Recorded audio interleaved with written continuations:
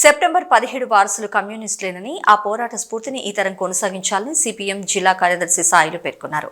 జయశంకర్ భూపాల్పల్లి జిల్లా కమిటీ ఆధ్వర్యంలో తెలంగాణ రైతాంగ సాయుధ పోరాట వారోత్సవాల్లో భాగంగా భారీ ర్యాలీ నిర్వహించారు.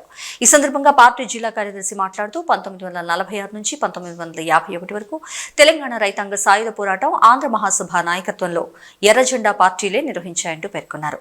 నిజాంకు వ్యతిరేకంగా, విన్నూరు రామచంద్రారెడ్డికి వ్యతిరేకంగా, వెట్టి చాకిరీకి వ్యతిరేకంగా పోరాడినట్లు తెలియజేశారు. జోహార్ అమరవీరులకు, జోహార్ అమరవీరులకు, సీతారామకుల్లాల్ సలాం, సుందరయ్యకుల్లాల్ సలాం.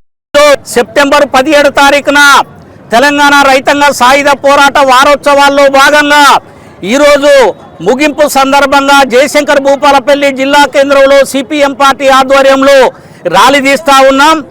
ఇది విమోచన దినోత్సవం కాదు, ఇది విమోచన దినోత్సవం కూడా కాదు, ఇది విలీనమైనటువంటిగా పార్టీలు సిపిఎం పార్టీ భావిత ఉంది. జూలై 4 తారీఖు 1946లో దొడ్డి కుమరయ్య మొదటి అమరవీరుడైనటువంటి రోజు. అదేవిధంగా సెప్టెంబర్ 10 తారీఖున ఇసునూరు దేశముకు వ్యతిరేకంగా పంట భూముల్ని కాపాడుకోవాలని పోరాటం చేసి నేల కొరిగినటువంటి సాకలి ఐలమ్మ అమరత్వం మన కళ్ళ ముందు కనపడ్డటువంటి పరిస్థితి ఉంది. ఎర్రజెండా పార్టీల ఆధ్వర్యంలో ఆంధ్ర మహాసభ నాయకత్వంలో 1946 నుంచి 1951 వరకు తెలంగాణ రైతాంగ సాయుధ పోరాటం సాగింది. 1947లో ఆగస్టు 15వ తారీఖున దేశానికి స్వతంత్రం వస్తే 1948 దాకా తెలంగాణ ప్రాంతానికి స్వతంత్రం రాలేదు. ఇది నిజాం దేశముకు పాలనలో ఉంది.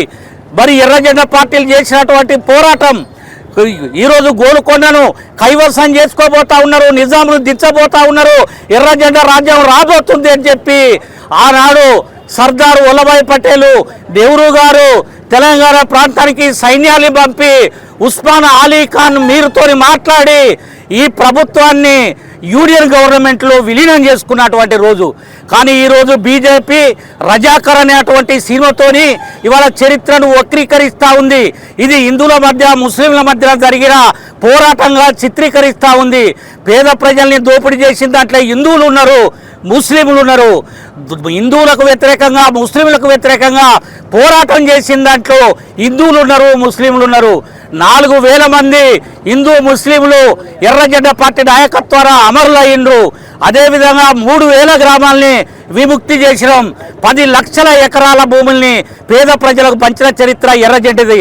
కాబట్టి ఈ నేపథ్యంలో ప్రభుత్వాన్ని కోరుతా ఉన్నాం, తెలంగాణ రైతాంగ సాయుధ పోరాటాన్ని అధికారికంగా జరపాలని చెప్పి, పేద ప్రజలందరికీ భూములు పంచాలని, ఇంటి స్థలం లేని వాళ్ళందరికీ ఇల్లు జాగాలు ఇవ్వాలని, గుడిసెలు వేసుకున్న పేదలందరికీ ఇంటి పట్టాలు ఇవ్వాలని సిపిఎం పార్టీ ఆధ్వర్యంలో మేము డిమాండ్ చేస్తూ ఉన్నాం.